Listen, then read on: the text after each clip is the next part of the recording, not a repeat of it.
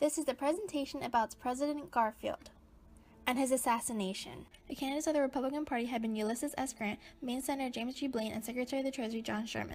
At the nominating convention in Chicago in early June, the convention deadlocked. A group of people against Grant united to support Ohio Republican James A. Garfield. He had been campaigning for Sherman and was reluctant to become a candidate. Despite that reluctance, Garfield won the nomination and Chester A. Arthur became his running mate.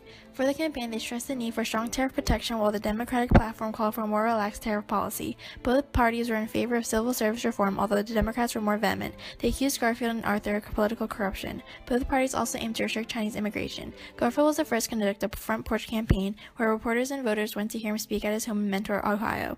On Election Day, on November 2, 1880, Republican James A. Garfield defeated Democrat Winfield Scott Hancock. Garfield had received 214 electoral votes, while Hancock had received 155. His margin of victory in the popular vote remains the smallest in history by fewer than 10,000 votes. And so, James Garfield was inaugurated as the 20th President of the United States, with his Vice President, Chester Arthur. Unfortunately for Garfield, things did not go as he originally planned them. He was only in office for about 4 months, and he accomplished next to nothing. He tried to move forward with his plan for civil service reform, but offer seekers harassed him constantly, one of which would become extremely important in a few months.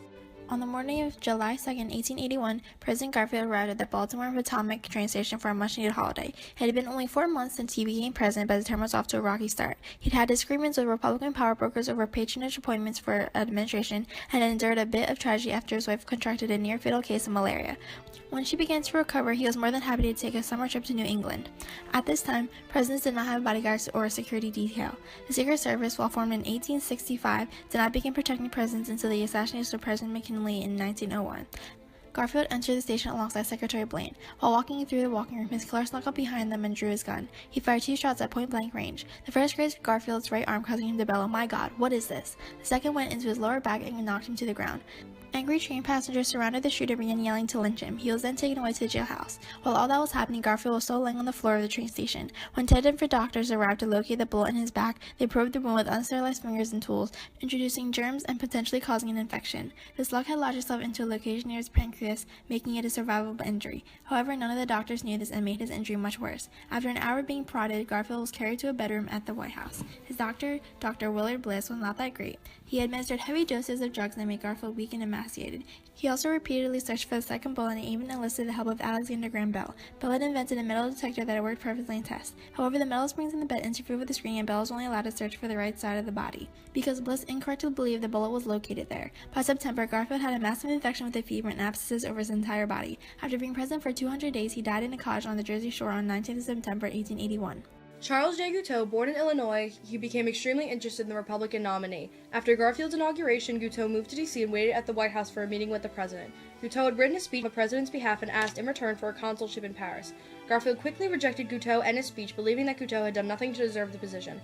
Guiteau lost control, and he stalked the president for the right time to kill. Guiteau found Garfield at the train station and shot him. He was arrested and tried for attempted murder. He drew large crowds to his trial, and he didn't deny that he wanted to kill Garfield, but referred to his godlike vision. He denied killing the president, but didn't deny shooting him. He believed that Vice Chester Arthur would save him and reward him with a government position. Guiteau was found guilty and hung on June 30, 1882.